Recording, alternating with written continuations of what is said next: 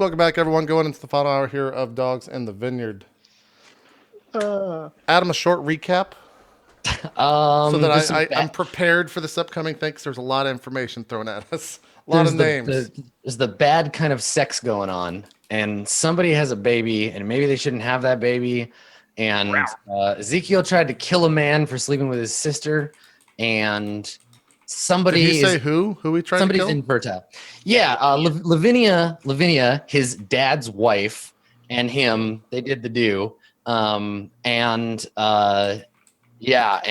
Ezekiel tried to kill him for it with a knife. Okay. Yeah. But it didn't take. It definitely didn't take, which, getting stabbed usually in a situation where there's only one doctor in town. Funny that it didn't take. Okay. Mm-hmm. Maybe it didn't stab him good enough. Well, Joseph wouldn't know too much of this. Wouldn't know that the conversation just took place, so it's not imperative that I know it. Yeah. So you're in the church with the steward. Everybody has left. There was this brief interchange with Ezekiel, and then the steward Nathaniel looks to you, and he says, "So there's several things that I presume you want to attend to while you're in town. The mail being one, of course, but there's the baby Chastity to christen, of course, and several of the funeral plots need words spoken over them, proper like. I mean, I did what I needed to do. They're at rest, but it would mean a lot to the town. And I was hoping I could talk to you about the crops, and then I imagine you'll want to be on your way." That sounds all good and well. We'll get to all that stuff eventually. I got some questions, though. I caught some gazes when we were in here with the community. First and foremost, what'd you do to piss Ezekiel off? He sighs and says, old Zeke's been a bit troubled of late. We've had many long talks about where his temper come from. I personally think it's his father, rest his soul. He was a nasty man, though I don't like to speak ill of the dead. You know how it is. We've been speaking about his temper. I think he's mad at me because, well, you know how it is. You know a man's secrets, and sometimes he resents you for it. Well, man only gets mad if he doesn't want those secrets shared, sir. He nods. It's my burden to carry the hidden shames of many of the town folk.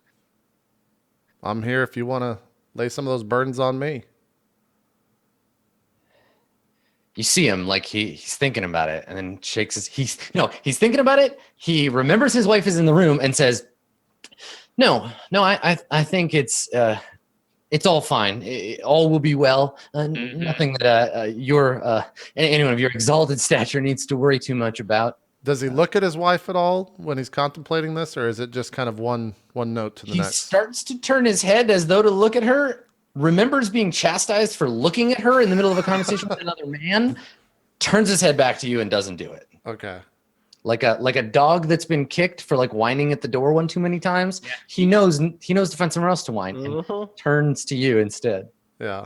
After he says his bit, sir, I understand that, conversations need to stay private and need to be spoken in private. So if you'd like to step aside, go outside, just the two of us, I'd understand. I'm sure your wife wouldn't mind. He nods and says, well, how goes the proverb? What speech is born by lips of men, not meant for women's ears? And he turns and looks at his wife and nods to her and says, why don't you run home? And she, for maybe the first time you see her smile at him, like, good, you're doing good. Hey, all right. And then, she curtsies to the two of you and leaves. As she's walking out, when she's far enough away, I just turn and say, lovely woman, your wife. You make sure you keep after her. He nods and says, the king of life rewards us with one hand and burdens us with the other. I've heard. I'd hate to see really what you're burdened with after such a sight like that. He says, the job of a steward is never done. This town has troubles, but I think everyone does.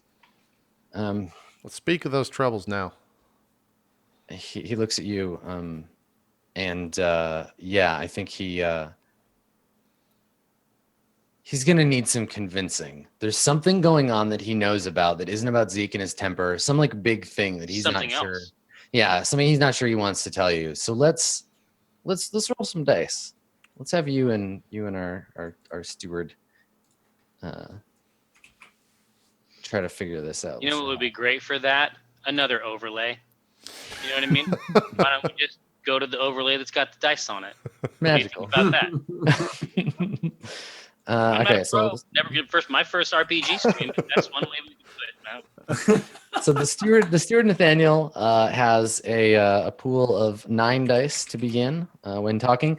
What's at stake here is does he admit to you his failings? I think does he tell you the thing that he's ashamed to tell you that is happening in his town? Sure. If I just click talking and the Roll20 character sheet and the stats are filled out, will that combine them automatically?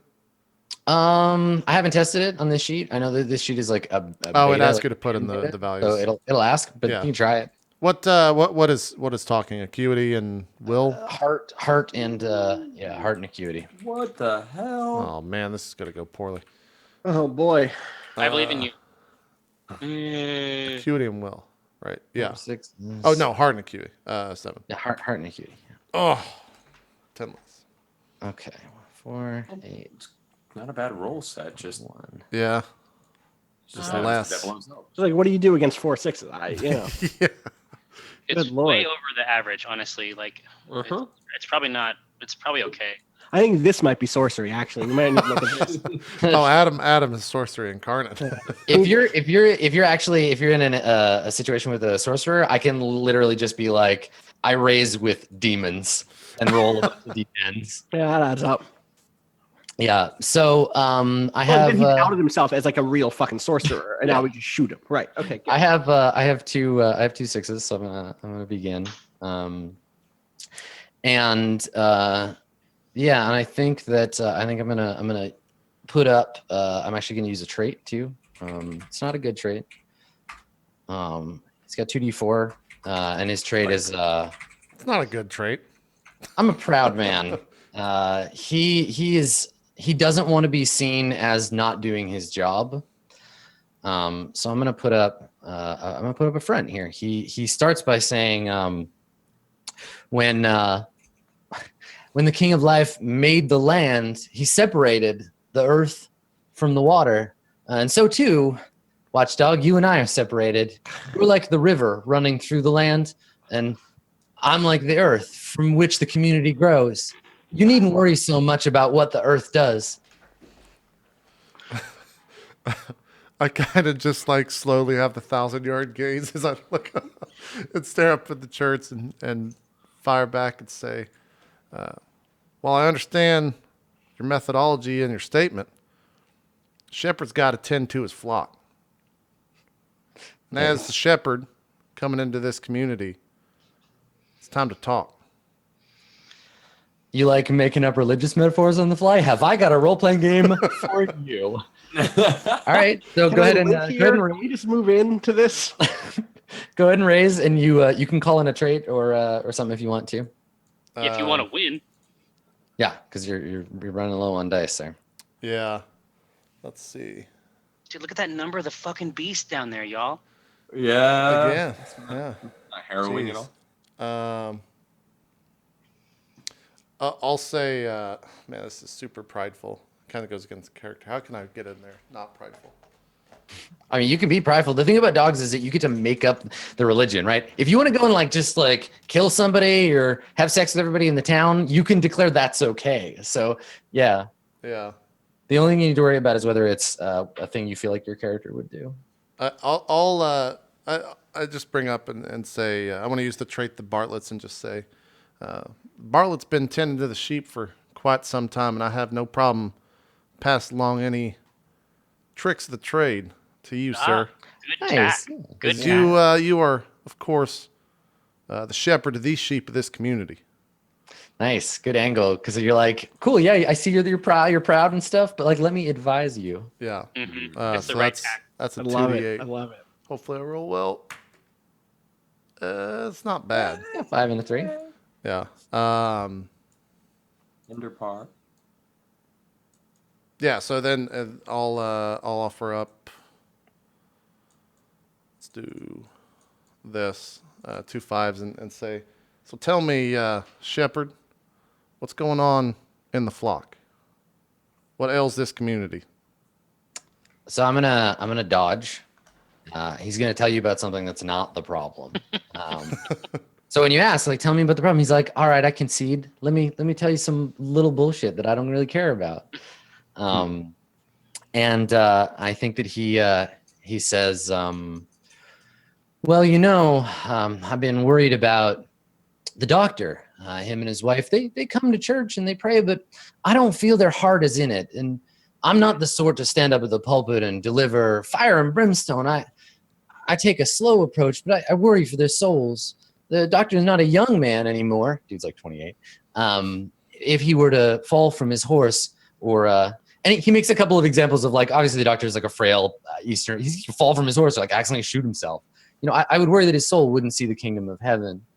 Do you have any advice on that matter? And so his bullshit story, to try to like keep you engaged, I'll put up a, what do you got? I'm gonna put up a 9. So he's leading you down the wrong path. Yeah. This Talking to motherfucker is gonna get your gun out of its holster. Yeah. That's how it Because is. like, if you escalate, it's new. Like, what happens if he did want to escalate here? So if you choose to escalate, if you're looking at your dice and you don't want to bring in your traits or whatever, you escalate. You roll dice that haven't been rolled yet. So if you go from talking to fighting, you get your whole pool of body and will. But if you go from talking to shooting, you only get your will because you've already rolled your acuity. Okay. And if you go from talking to fighting to shooting, you don't actually get to roll anything because you've already rolled all of those. You just get to bring in your shooting traits and what have you. Okay. I think at this point I reach onto my over my heart and take off the Bartlett symbol, unpin it from my jacket and put it on the table. Good. and look up towards them, and I'll match it with a 9. Okay. Look up and say, "Sir, I understand what you have to say. What you should be telling me is hard to say. The doctor's going to be good and fine. I understand. He's got a lot of mail to look through. All right, ain't nobody ever get hurt reading mail. But we need to have a serious conversation between me and you about really what's plaguing this town. Now, I don't want to fight you, but if it comes to that, I got to get whatever I need to get out of you. So either we have these words now, or we're going to have to get a little bit more interesting." Right. Okay. All right. So you put up your raise here. Now, do you want to roll something else? Was there a trade in there? I mean, not really. Nothing really applies too much. I could do. I could use the trade Bartlett's "Don't give up. We determine who's been chosen," and say something like, Yeah, you took your shit off. I mean, you put your pin back on, I guess. No, I remember. No, definitely a Bartlett. yeah. I look at him and just say, "Are we gonna have a conversation, sir?" I just flat out look at him and see what he says. With 3 Okay. and 2, this is rough. Yeah. Because Oh, I can turn this one. Yeah. Oh yeah, with 1 dice. So Yeah. I'm gonna put up the 6 and we're gonna turn the blow.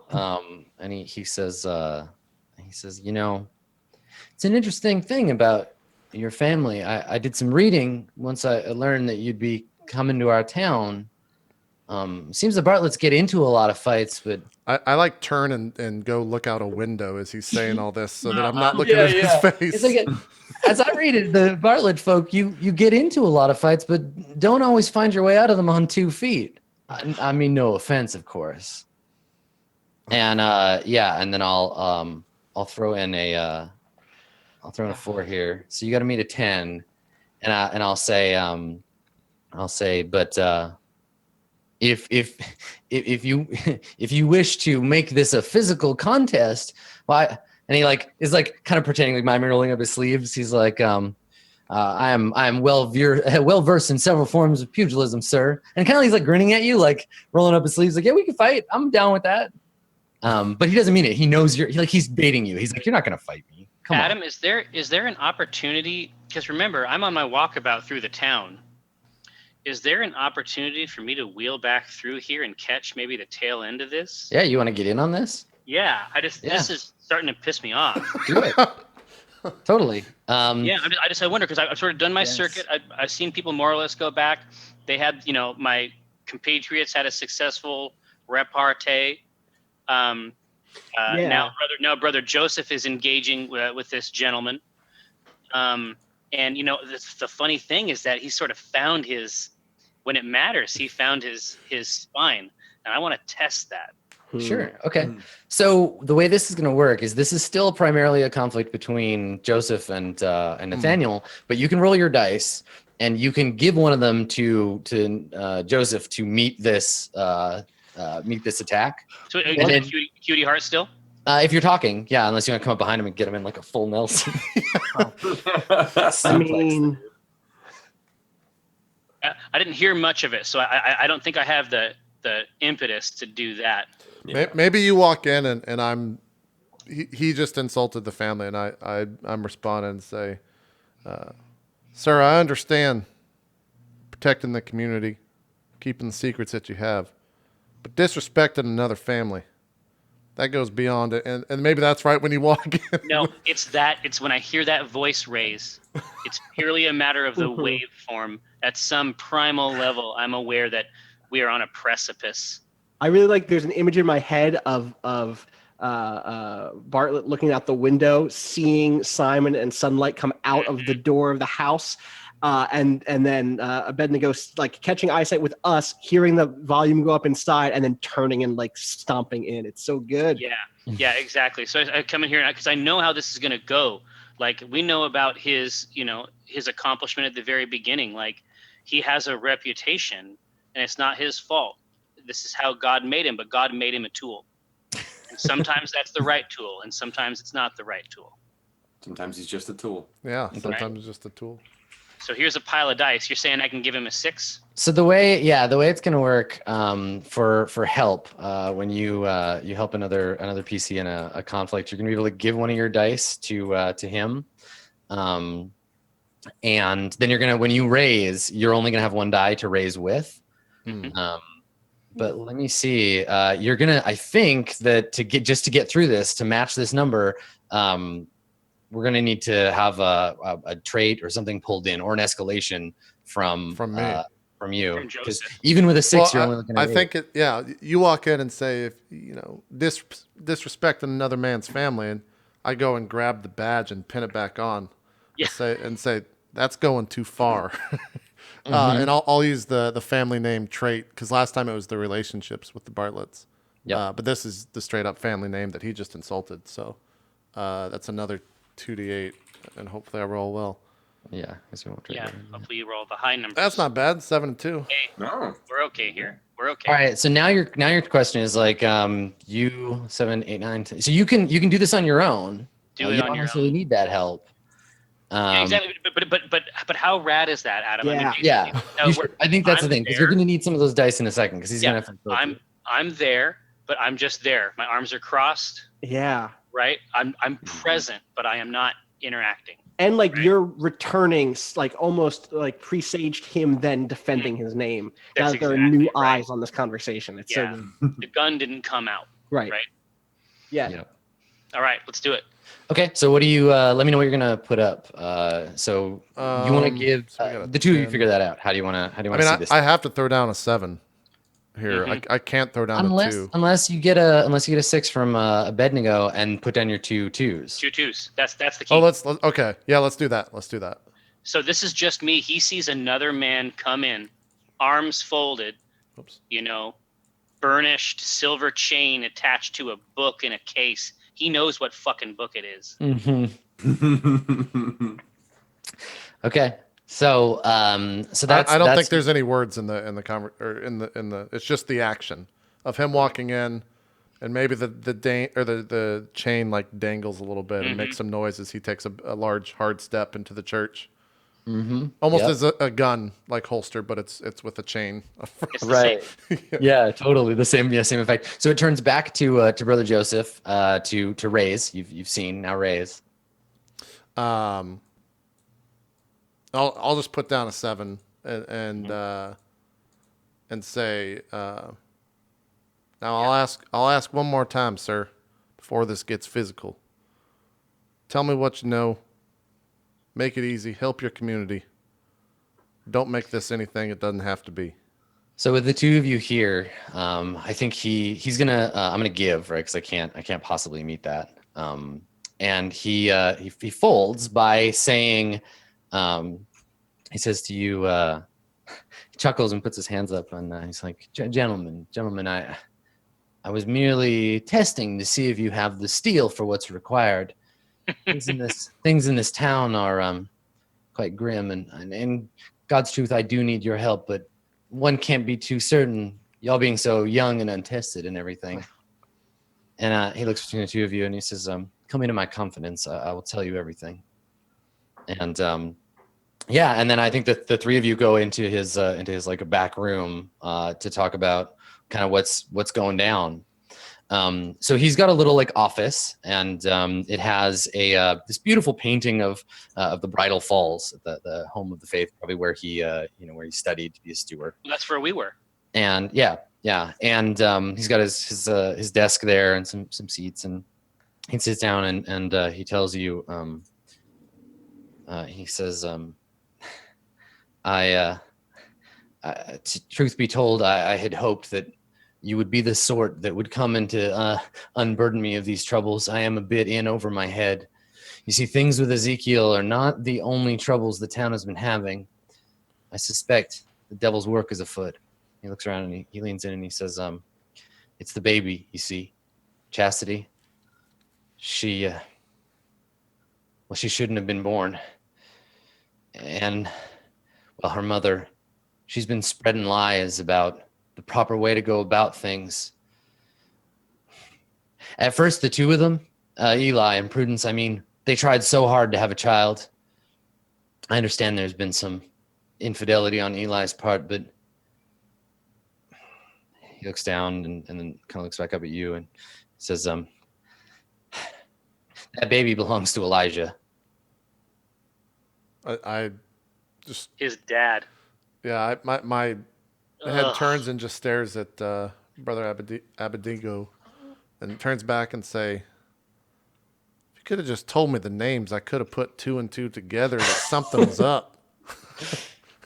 And the steward says, "I've spoken with Elijah about this at length.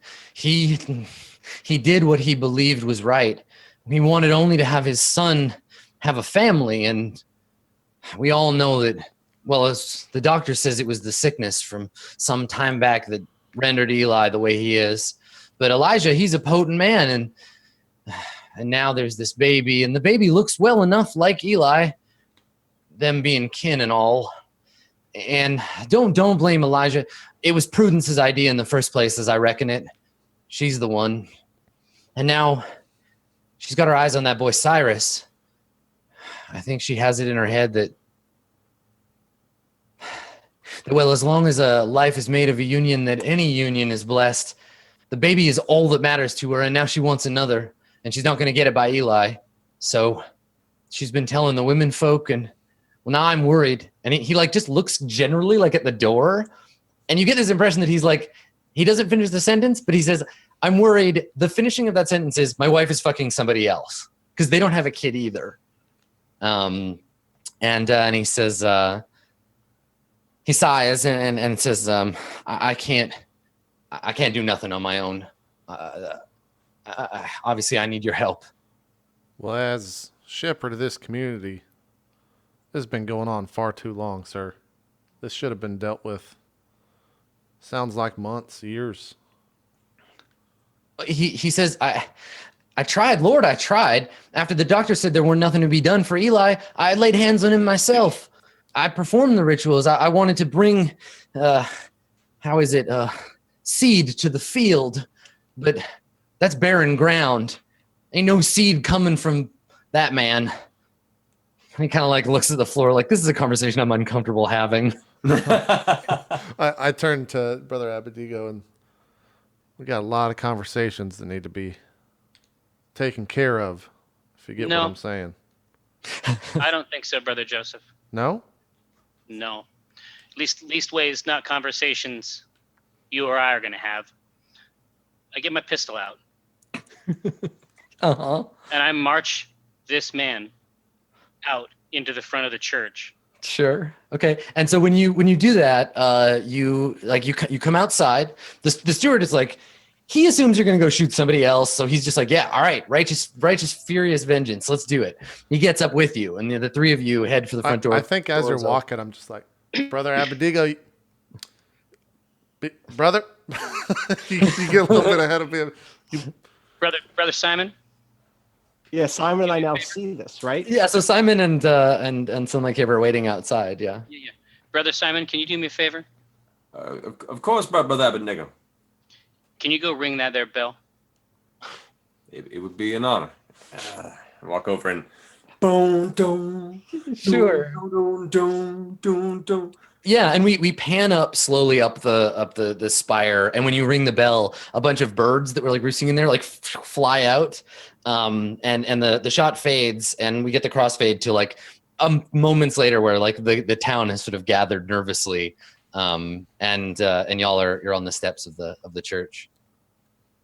Now we have the ability to make decisions. Anything you say or do is God's will on earth. All right. I need Ezekiel, Elijah Jr. You call them up from the flock. I call them up. Okay. I maybe chime. We got mail for you. Come forward. We're not good. Got mail.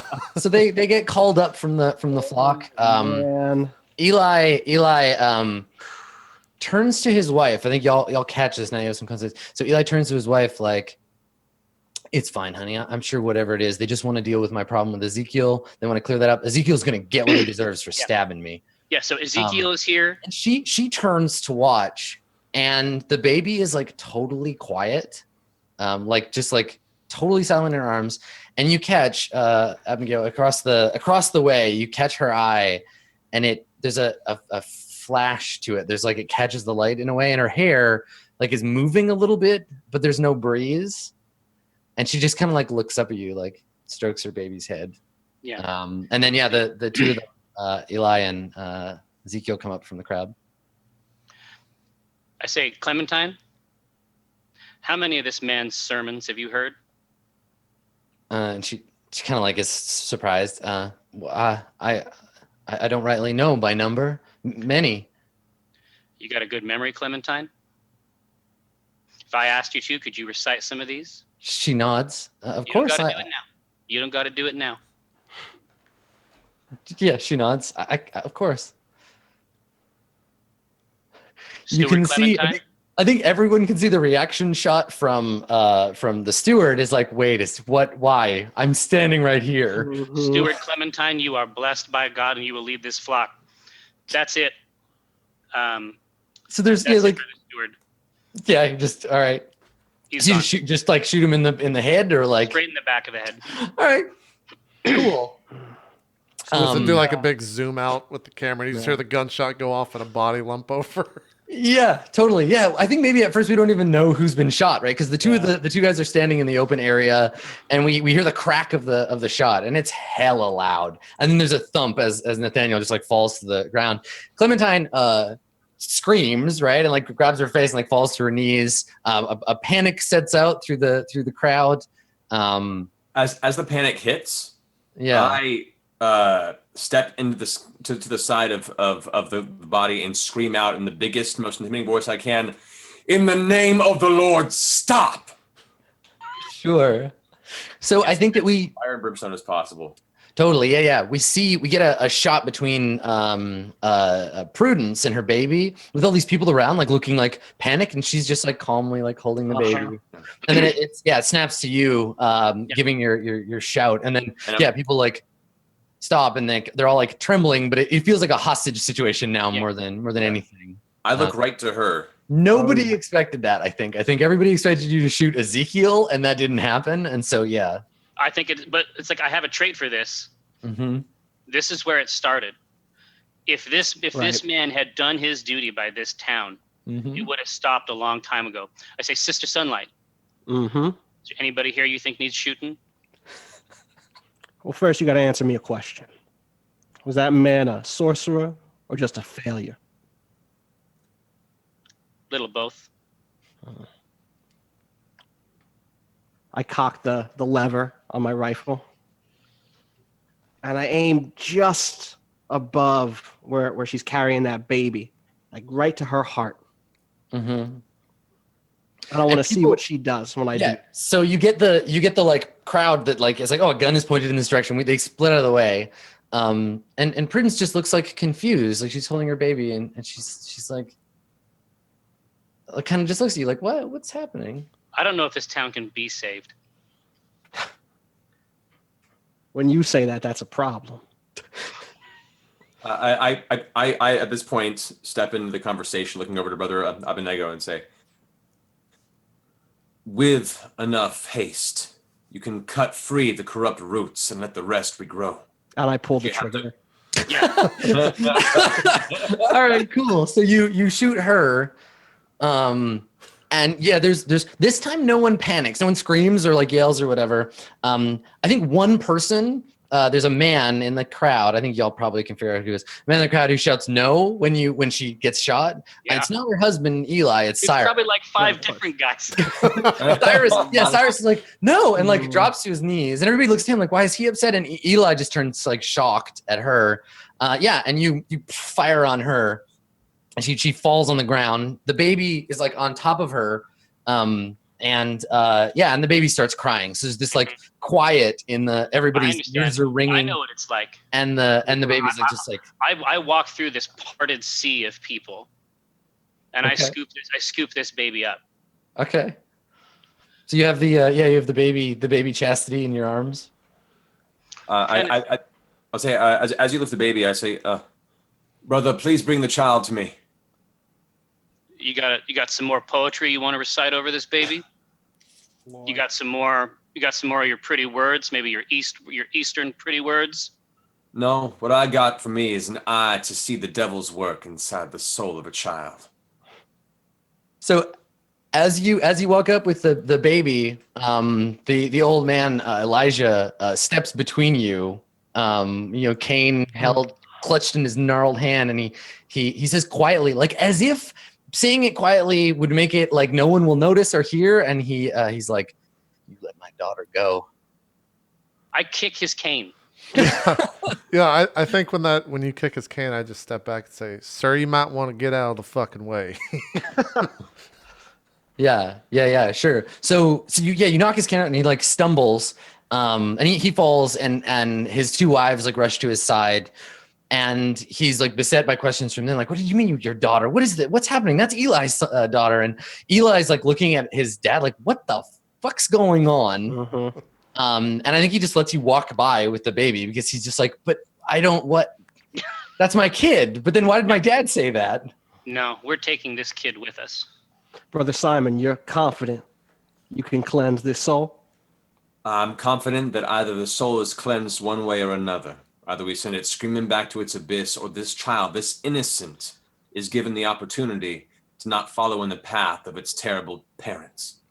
Right.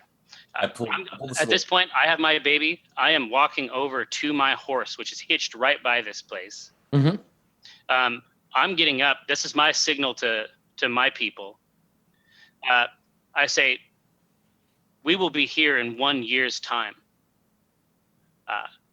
We will arrive to a town that is bathed in the light of the King of Life, or we will burn it to the ground. I think they're all just hearing this, but they're not necessarily. No one is responding. They're just like looking at each other, like, okay, yeah. You shot the priest and then her, and now. But some people, you can see some people are nodding, like, yeah, that's good. You're doing this is right. Like they knew that something was going on with her. Do not nod along. You are all complicit. That's it. That's the heat. Ugh. Any one of you could have gone out in that field, could have ripped the kudzu up. Y'all saw it. You saw the sin. You just didn't think you were qualified to be healers. So We what all I walk under the light of the Lord. what I really want to see before the episode is over is I really want to see if Brother Simon, whose traditional method of exorcising demons is punching things, I want to see if he can deal with this helpless baby and the devil that might be inside. Please don't kill this baby. So I think I it want to has set happen the here let's let it happen at the campfire we make. well, I want to set the scene because there was that whole like rushing river and the purity thing we were talking about before. I think that we cut to the group of you and this baby Baptism. at the river. This like even in the heat of summer, this is like cold mountain water like rushing down, and it's pure and clear, reflects the beautiful cloudless sky above. And you're out there with your consecrated earth and this baby. And let's have us an exorcism real quick. Alrighty. So I roll for the demons. I roll. This is so baller. We're gonna roll for the demons. So when I roll for the demonic influence of the town, I think I roll. Let's see the worst demonic influence you've seen so far. I think we got as far as you've seen sorcery in effect. Yeah, that was sorcery. We've seen Right? some sorcery. Okay. Yep. And then I add let's see 4d6 for that. Yeah, 46. Okay, so it's much like the die pool that I had when we were doing initiations. 46, 40-10. Yeah. All right. So that's what I got to start with. You got a fucking Alright. 10. And- Damn. 10. God. Now, who is taking place in this ritual? Now, if you're using ceremony, one of the ceremony is what's it called? 3 in. Let's see. If there are 3 of you participating in it, it's like part of the ceremonial bonus. You'll be able to get some extra dice. Well, 3 Simon and for sure. 3 in authority. That's what it is. At least 2 other dogs are officers of the faith performing a ceremony with you. Well, I am a scripture expert. Yeah, Like, Simon it's for probably sure. worth having me in there. Yeah, I would agree. Simon Abedigo. is the default. Like Simon is the base slot. It really is a question of Mr. Sunlight or Brother Joseph. Like I think that I should be there for the power of Christ compels you aspect. I think it would be sister because I feel like Joseph is still wrestling with the fact that asshole confronted his family, Sure. Yeah. and he's got to see God. You need to watch. Too. Yeah, he's You got to need see watch. something holy happen, or he's gonna lose his shit. Okay. Mhm. So everybody who's participating, you can go ahead and roll. And What are we rolling here? so it depends on what your approach is, right? If this is about like dunking the child in the river and like laying on hands and doing all that like more physical, then it's body and heart. If this is reciting scripture and using your words, it's talking. So talking is acuity and heart. Acuity and heart, yeah. And it's on Simon to sort of determine this. For me, the approach is almost always physical and always has been. So for Simon, he's gonna be physically taking the child, preparing the ointments, in the cleansing waters, and doing the best he can, the only way he knows how to exorcise whatever demon or demons lie within this child. Mm-hmm. Cool. So that we follow suit in keeping it physical, or can we approach this separately as he does the physical? You can approach it separately. It's one of the two. Wow. I think I'm doing. Look at all those twos. Yeah, that's. Oh my that's God. rough. I think I'm doing speaking. I actually think I'm singing hymns. I think I'm singing some sort of specific hymn. Mm-hmm. Like, yeah. I'll Yeah. figure out which one, but that's what I'm. And so you can incorporate calling by name, invoking the ancient, laying on hands, all of that ceremony. You can invoke it as part of your raises. Right. Okay. Cool. Awesome. And just like before, I'll start, and then whoever it's affecting you'll have to see, and then you'll take turns raising against me. Sunlight with the dice. They're clutching it. Get Number of the beast, though. Yeah. Yep. There's nothing special for that, right? I don't get. No, That's the game's Special print, info. actually. it'd be the bad kind of special. Yeah. Okay, but yeah, I got to come in with that 2-part harmony on that song, but I'm gonna save it. Nice. Good. All Right. right. So let's begin. So Simon, I'm gonna put forward my start here. Mhm. And this affects all three of you because you're trying to exercise this demon together. And but I'm gonna start with Simon. So Simon, you have this baby in your arms and you're preparing the ointment and sitting by the river, and you're called on you recall a memory, a drunken rant your father once went on when he was he had bought some seeds maybe from like a passing like mountain folk and tried to plant them out back. Now your father's not the kind of man with the patience or energy to be a gardener, or he's not a grower of things, and he failed. All his crops died. But all you remember is him drunkenly like ranting about "'Twarn't my fault, can't grow nothing in poison ground." And when you look on this baby, you just keep thinking about like her mother dead, lying on the ground, hair pulled around her head, and that thought keeps coming back to you like poison ground, can't grow nothing good in poison ground.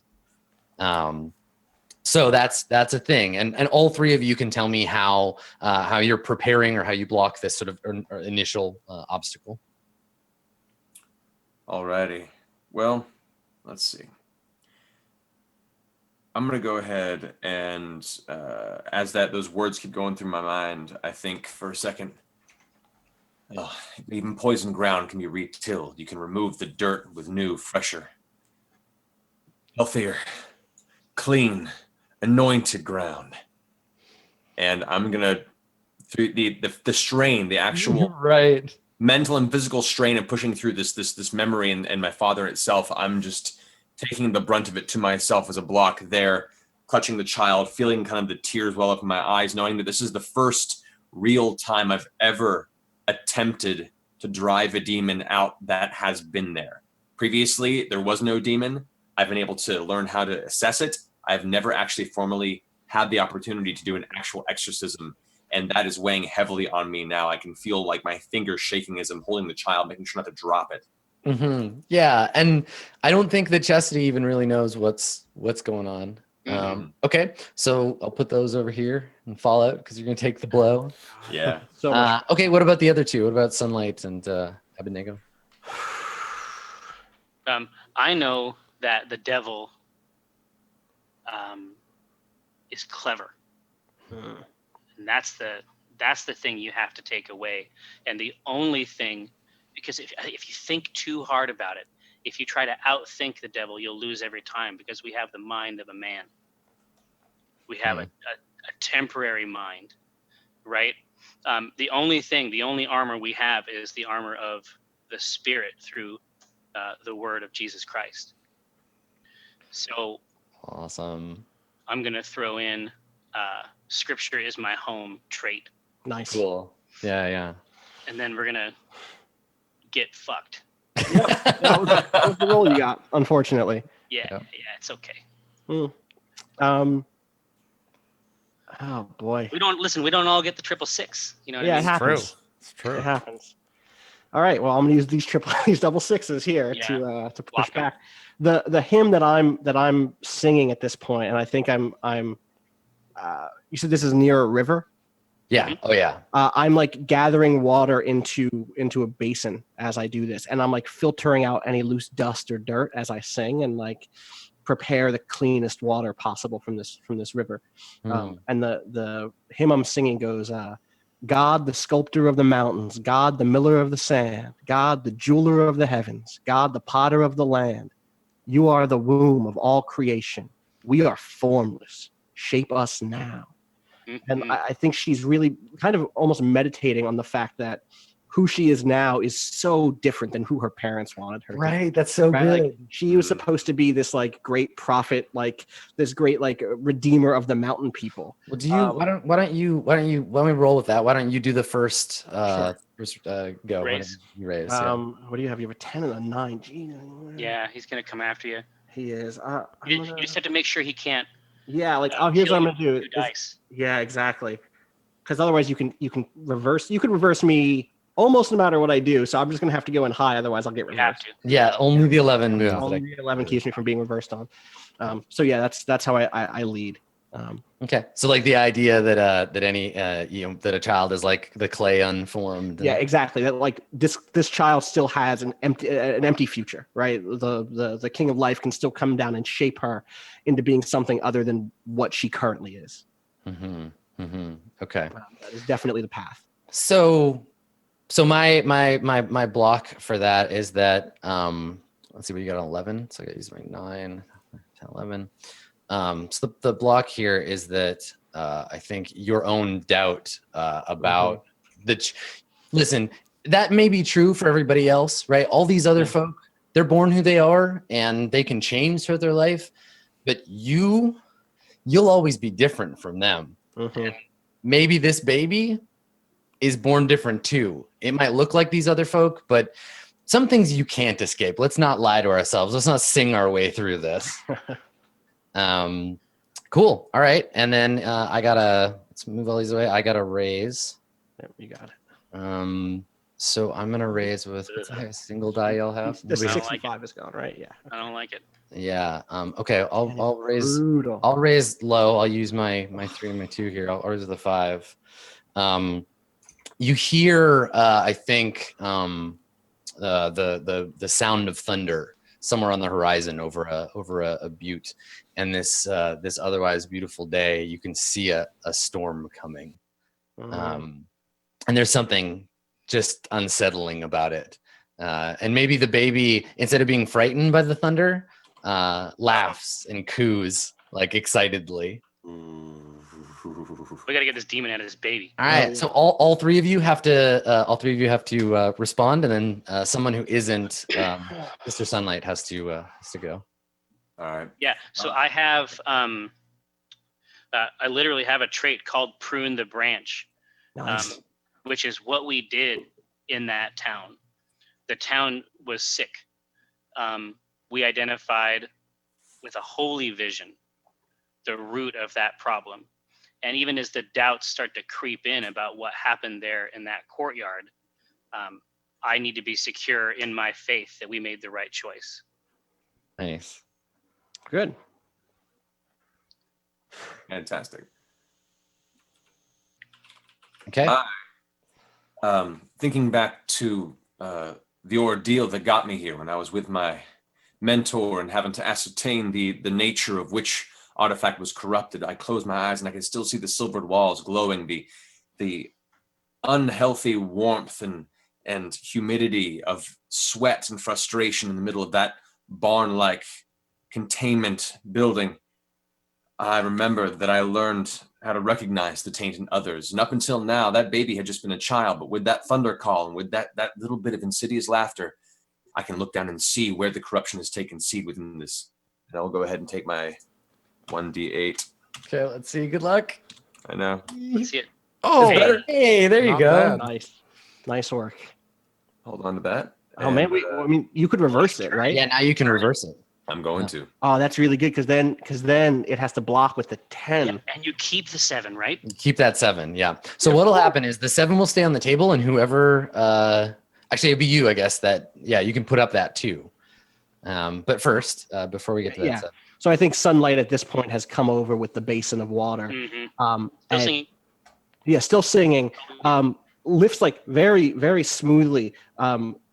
Like kind of clicks open the jar of consecrated earth and mixes it in with the water and kind of like swirls it around a little bit, and then takes a cloth and first presses it to Brother Simon's head to like to the brow, exactly, to cool it and wipe away some of the sweat, and then lowers it and places it on the child's face.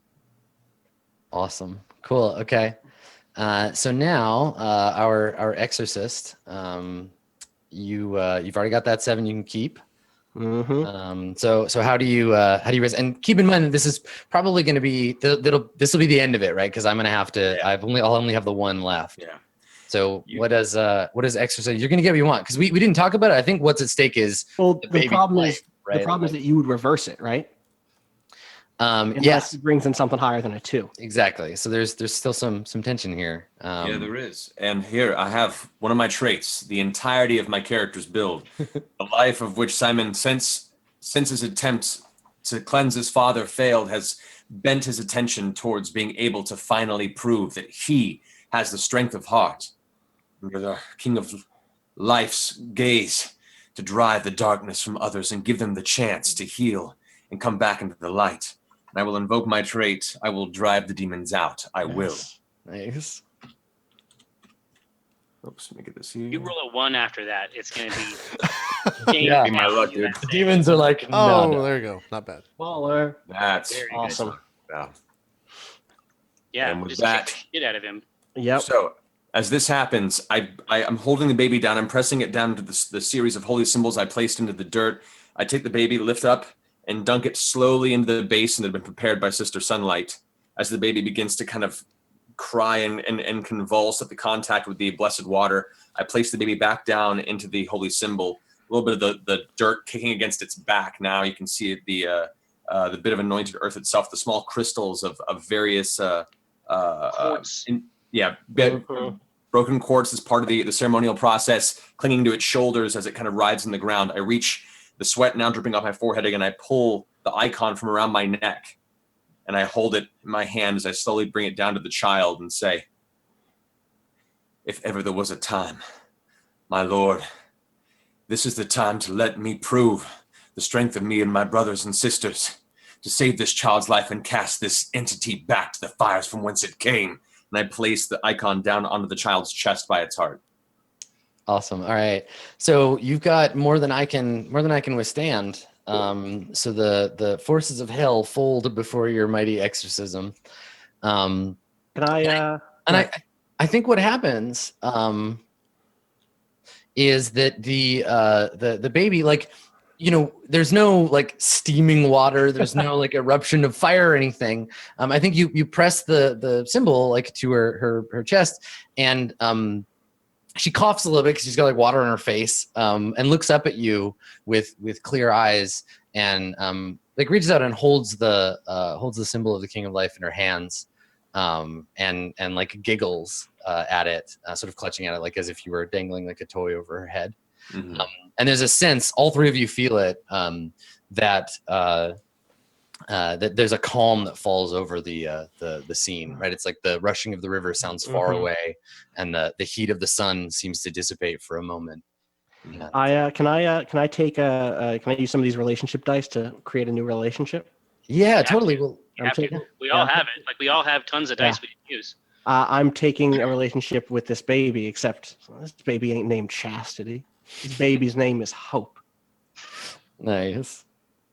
Cool. So you're Yeah. christening the baby as the next step of the ritual. Totally. That's great. Yes, you can fill out your relationship dice. Yep. Let's do just mechanically to finish it off. There's some fallout for two of y'all. So let's roll those. And then I think that's the end of our episode. So Matt, I think you've got 4, right? I got 4d6 or 40. 40. This was physical. So 46. God. Okay, so 9 is your highest. So yeah, some permanent change. You get any ones? No. Okay, so just one choice from the list of long-term consequences. So one of your stats drops. You take a new 1d4 trait. You add a die to a d4 trait. Subtract a die. Basically, things get more complicated for you because of this. Yeah. I would say I take a new trait, which is 1d4 trait, kinship to innocence and children. Nice. I like that. And it's a Like, d4 too. Yeah. Seeing the child's eyes open with that clarity, reach up and grab the symbol. For a person who's been filled with so much rage and a lack of direction in life, there's the one moment for the first time that kind of a paternal instinct hits, and that innocence is something I wish to find and unearth in others that are unfairly corrupted. Yeah, that's awesome. That's so good. And then for brother Abednego, you pick 2 things from the long-term consequences list. This has some heavy consequences for you. Give me a couple examples of the. Sure. So you can subtract 1 from one of your stats. You can take a new 1d4 trait or relationship. Subtract 1 die from a D6 plus trait or relationship. Change the die size of a trait to D4, like from whatever dice it was before. Jeez. Erase a belonging or change your coat's description to include permanent damage. I feel like it's going to be some D4 traits or like the lessening. Yeah. Well, I'm gonna lower my heart. I'm gonna say Yeah. that we're on a path here that ends in early retirement for him. Sometimes the king requires the water be mighty cold. I'm gonna bump that one down, and then I'm also I'm gonna do a trait where my first instinct is always right, and this is here to bite me in the future. Oh, that's so good. Yeah. So he just Totally. total hothead, right? Yeah, my first instinct is always right is a great trait. That's fantastic. Right. Cool. So I guess the episode ends on the 4 of you with this 4 dogs and a baby with this baby and the storm kind of hanging in the horizon over this great red rock butte. And then the closing credits music starts to play and we fade out. Wow, that's pretty strong, folks. Nice work, everybody. Yeah, Yeah, fantastic. good Work, guys. Fantastic. So much fun. Thanks so much for running this, Adam. Yeah, you're welcome. Thank you. Yeah, thanks for rolling me in. Yeah, let's do some shout outs. I guess Mercer's used to this, but for we'll let Adam do it first. Adam, you set the precedent. Do some shout outs for us. Shout-outs. All right, I will go first. Well, y'all have seen me around this place before, so you know who I am. I'm Adam Koebel. I am the GM. I have a GM companion now. John's starting his new show too, so I'm not the only GM. I'm just a GM for RollPlay, and I'm also the GM in residence for Roll20.net. You can find me at Skinny Ghost on Twitter and on Twitch at twitch.tv/Adam Koebel.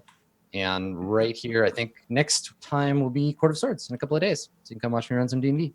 Yep, that'll be on Tuesday at 4 Eastern. I think is when that is. Mr. Mercer, do some shout outs. Yeah. Yeah, you can find me for the most part, every Thursday night at 7 p.m. Pacific time on Geek and Sundry's Twitch stream, running our weekly D&D show, Critical Role. You can also find me on Twitter at Matthew Mercer or Instagram at Matthew Mercer VO. Yeah, I think it's all the main things right now I can think of, and look forward to Titanfall 2 coming up in a week, guys. I knew I recognized that voice when I was watching the trailer last week. I was like, I think that's Mercer. I'm not going to ask him if that's him. That's got to be him. That has to be him. Fantastic stuff. Thanks for coming on the show. Thanks for having me. Austin, you want to do some shout outs, sir? Absolutely. You can find me on Twitter at Austin_Walker. You can find the stuff that I write and everything that's happening on my site right now at vice.com/gaming, starting on Friday at waypoint.vice.com. You can also go to waypoint.zone, or someone just set up bazinga.zone because they hate me. Fantastic. Which is great. Bazinga.zone. Someone in the company really wanted us to be named Bazinga, and they didn't know what the reference was. They just thought it was a cool word. Wow. Did they just see it on a T-shirt one day? Yeah, I think so. I don't know. You can also find the actual play podcast I do at friendsathetable.net. We've done 3 seasons now, or kind of 2.5 seasons now. The first season is a Dungeon World game. The second season was a game of a bunch of things, including Kingdom, Mech Noir, Stars Without Number, and The Sprawl, and it was kind of a cyberpunk anime epic. And then we just did a little mini season of Blades in the Dark that's going to roll back into Dungeon World. So check that out, friendsathetable.net. Awesome stuff. Go check it out, guys. Last but not least, Jerry, you want to do some shout outs for us, sir? Sure. I'm not familiar with the format, but here we go.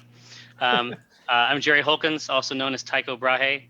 I have written Penny Arcade, which is a comic strip about video games and nerd culture for, I guess, like 20 fucking years. That's what they tell me. I also founded Child's Play, childsplaycharity.org. That dishes up toys and games for kids who need them globally. I also helped found PAX, which is a lot of fun. Come try to check it out if you can. I also want to dish out some clown love, whoop whoop, obviously from my juggalos. I don't know. It's a trying time for your people this year with all the. I don't know how to do the thing, but it's been an absolute pleasure being invited to roll dice with you badasses. I really appreciate it. Yeah, thank you. Thank you so much for coming. Thank all of you so much for coming. This was a fantastic one shot. So we'll have to do it again. Let's make it a 2-shot. Yeah, Happy we'll have to do it Halloween. again sometime in the future. We'll see. We'll see. See you, fellas. Yeah, that'll do it though for the show. Thanks everyone for coming out. We'll see you guys on Tuesday for Court of Swords, or you can check out everyone else on their respective sites. Critical Role, Austin's podcast, and of course Acquisitions Incorporated at the next PAX. Oh, right. Acquisitions Incorporated. I also play Dungeons and Dragons. Sorry. Yeah, there you go. There you go. And then Adam will be here on Tuesday. Are you doing do you have a game tomorrow for Roll20, Adam, on Mondays? No, we play Thursdays. We're playing Monster Hearts this week. So Okay. that's also a really fun game. There you go. Check Adam out on Roll20 as well. So that's it. Have a great night, everyone. We're out. Bye-bye. Peace.